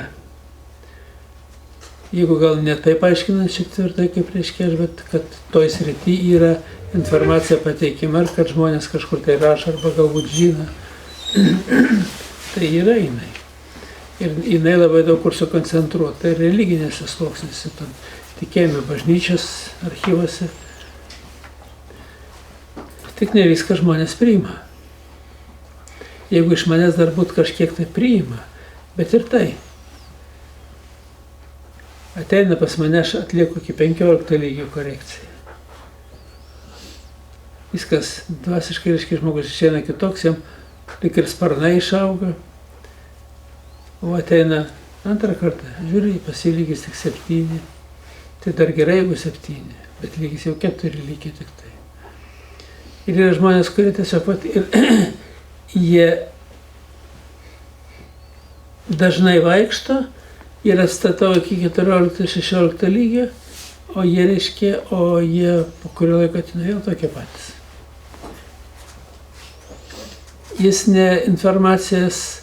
nesugeba palaikyti informacijas ir ją vadovautis. Daugiau jausmai, ambicijos, emocijos ir savo nuomonę. Tai čia ir yra kai kurios problemos. Taip, kad yra tobulėjimai daug ribų ir nužmogėjimai yra galimybės didelės. Ir aš tik tai vienintelį kelią matau, tai yra žinios, žinojimas. Žinojimas, kad egzistuoja tokie dėsningumai ir kad reikia vengti tokių kvailysčių. Ir kito kelio nėra. Ir pagrindai, jeigu šiandieną kalbėti apie pasaulinį mastą, tai yra nežinojimas kaltas. Ir kas svarbiausia, kad reiškia šitos dalykus turi pilną visą išraišką užimti mediciną pati. Bet medicina negali užimti tos pozicijas, nes jie neturi matavimo priemonių. Lygiai kaip techninį lygį apsprendžia matavimo priemonės. Jeigu tu pagaminai ir žinai, ką tu pagaminai, gali išmatuoti, tai lygiai čia dvasiniam lygmenį. O jeigu žmogus nežinai, ką tu turi, tai tada yra puikias galimybės dvasinės tamsios jėgoms valdyti žmogų. O jeigu tai pasižiūrėti, viskas paprasta, yra 10 Dievo įsakymų. Jeigu tu juos supranti, kas tai yra, nedarai tų kvailysčių, neturi problemų. O kaip su tuo 11 Dievo įsakymu, sakykit, lyg tai popiežius kažkuris tai patvirtino. Tai reiškia, ne tauso gamta, taip jisai skamba. Ne. Kaip čia tausosi gamta, jeigu moteris naudoja kontraceptinės priemonės, o po to žuvis keičia lytį. Viskas susiteršia ir be to upių vanduo, mes jį juk irgi naudojam, geriam. Reiškia, vėl atgal suteka mum į vamzdžius, vėl su tom programom. Matot, kokia protinga moteris. Eini. Tai gal nereikia tų kontraceptinių priemonių gerti ir taip iš krano viską prisigeriam. Aš kur biznis bus? Ar biznis iš kur bus? Biznis. Biznio nebus. Matot, gamta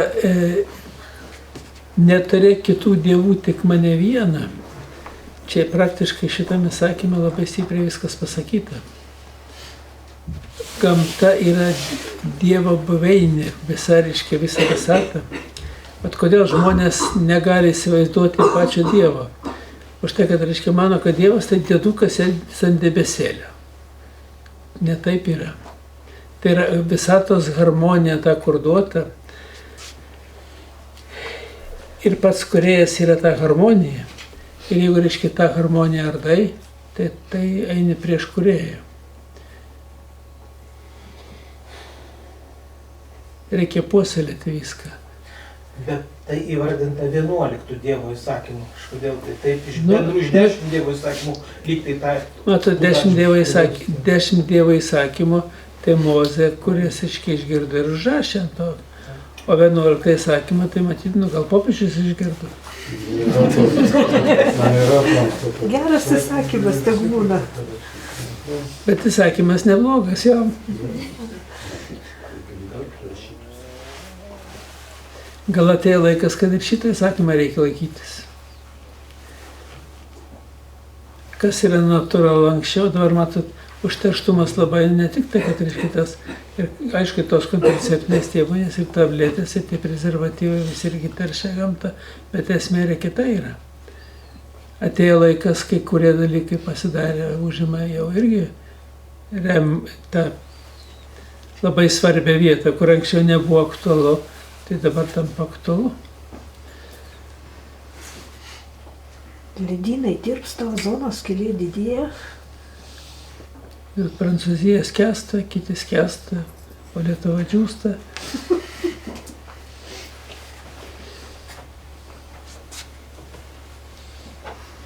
Aišku, galima būtų valdyti ir tuos procesus, jeigu žmonėje taip susimtų draugiškai. Ir tą patį Lietuvą valdyti, bet...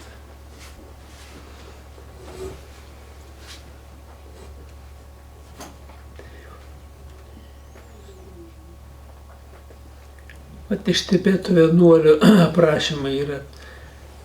Vat vienuolis veda žmonių grupę yra. Ir kuris eina, nelyja, nors šone visur lyja. O tai, reiškia, kuris eina, reiškia, su žmonėmis, ten nelyja. Reiškia, žmogus gali valdyti ir šitos procesus, pasirodo. Bet praradęs daug galimybių, žmogus neturi jų ir negali, paskui net nenori tikėti. Taip, kad kiek įmanoma, žiūrėkim, šviesiau, kūrybingiau, išmintingiau, o ir pirmoliai dvasiškai suprasti reikia, kad dvasiniai dėsniai pirmoji vietoje stovi. Pats pirmas yra įsakymas, neturėk kitų dievų, tik mane vieną. O paskui kiti įsakymai, kurie eina ir iškirduoti irgi. Tai praktiškai reikia įsigilinti juos. Ir kadangi aš kai kurios dalykus aprašau, ką reiškia nužudyti vaiką išėsi, nežudyk duotas įsakymas. Nepaleistuvauk, kas atsitinka lytinio akto metu, kaip jungtis įvyksta tarp vyro ir moters. Ir pasilieka visą laiką. Ir netgi Biblijoje parašyta, kad Dievas sujungia, žmogus tai neišskiria. Ir iš tikrųjų tų skyrybų neįvyksta. Atsiranda jungtis ir tos jungtis, jeigu pozityvės, reiškia žmogus kaip kūrėjas dar gyvena, bet jeigu jungtis negatyvas, ardytojas tos dvasinės sistemas. Ir aš stengiuosi paaiškinti, o kodėl nepaleistuvauk, kas gaunasi lytinio akto metu, kokie procesai vyksta, kaip persiduoda, kaip vyras nutolsta nuo žmonos, nuo šeimos, kaip žmona nutolsta nuo vyro, nuo vaikų savo. Ir kai ateina, žiūri, diagnozuoja, žiūri, su motina vaiką ryšys tik 50%. O tas vaikas 10 metų, jis reiškia lytinių santykių neturėjo su nieko, o reiškia pats jau vaikas, tėvai nutolė nuo vaikų ir vaikas jau vystosi ne toj visai plotmėj. Ir taip toliau, viskas giduota yra. Tik tai aš kada žiūriu, analizuoju procesą, tai patvirtinu, kas vyksta. Ir paskiau pasirodo, kad įsakymas labai teisingas yra. Ir kiti gali nieko nežinoti, kas vyksta, bet to nedaryti ir bus apsaugotas. Ir nereikia galvos užteršti visokiais negatyvais. Paskiau dar kažkokiam tai stresiniam situacijom. Tai va. Taip, kad kiekvienas žmogus turi savotiškai analizuoti tą gyvenimą, savo gyvenimą pirmoje eilėje, netgi savo tėvų gyvenimą, tik nesmerkiant, neteisiant, o vadovautis išmintimi tą gilę ir